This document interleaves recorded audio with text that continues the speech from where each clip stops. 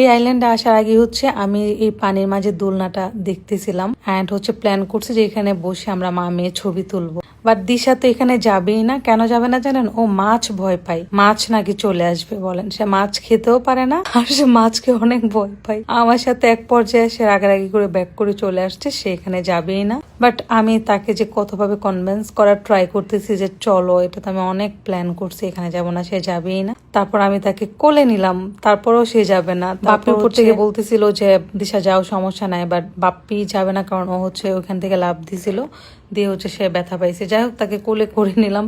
এত বড় মেয়েকে কোলে নেওয়া যায় বলেন? তাকে আমি অনেকভাবে কনভিন্স করার ট্রাই করতেছি। এই যে ফাইনালি হচ্ছে আমরা মা মেয়ে দোলনাতে বসে একটা ভিডিও মেক করলাম। আমাদের দোলনাতে ওটা হয়ে গিয়েছে এবং আমার ড্রিমটাও পূরণ হয়েছে, যে ড্রিমটা আসলে দেখে আসছিলাম যে দোলনাতে বসে মা মেয়ের ছবি তুলবো, ভিডিও করব।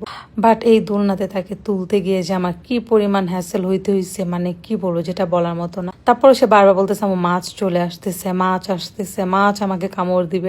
দেখেন তাকে দোলনাতে ওঠানোর আগের অবস্থা। তাকে অনেকভাবে কনভিন্স করে হচ্ছে দোলনাতে ওঠানো হয়েছে। মানে কোনো রকম এখানে মনে হয় 2 মিনিটের মতো ছিল, সে এখানে বসবেই না। তারপর হচ্ছে আমাদের সুন্দর সুন্দর ভিডিওগুলো মেক করার পর আমি বললাম এবার তুমি যাও, তোমার আর কোনো কাজ নাই। তারপর এই যে তাকে এখান থেকে কতক্ষণ দোল খাওয়ালাম। সো আসলে এই জায়গাটা অনেক বেশি সুন্দর, আর স্পেশালি এই প্লেসটা আমার এত বেশি ভালো লেগেছে। আমরা যে আইল্যান্ডে ছিলাম এখানে হচ্ছে অনেক অ্যাক্টিভিটি আছে, অনেক কিছু করা যায়। সো আমার মনে হয় মালদ্বীপের ফুল প্যাকেজটা আপনারা এখানে পাবেন, সবকিছু এখানে পাবেন অ্যান্ড নিজের মতো করে থাকতে পারবেন এই আইল্যান্ডে গেলে। আমার কাছে অনেক ভালো লাগছে। আমি যদি সেকেন্ড টাইম আবার কখনো মালদ্বীপ আসি, ইনশাল্লাহ আমি এই আইল্যান্ডে আসবো। একদম মনে হচ্ছে নিজেদের মতো, কজ এখানে আপনি আপনার মতো করে এনজয় করতে পারবেন। এই যে ফাইনালি সে উপরে চলে আসলো, কি আর করা।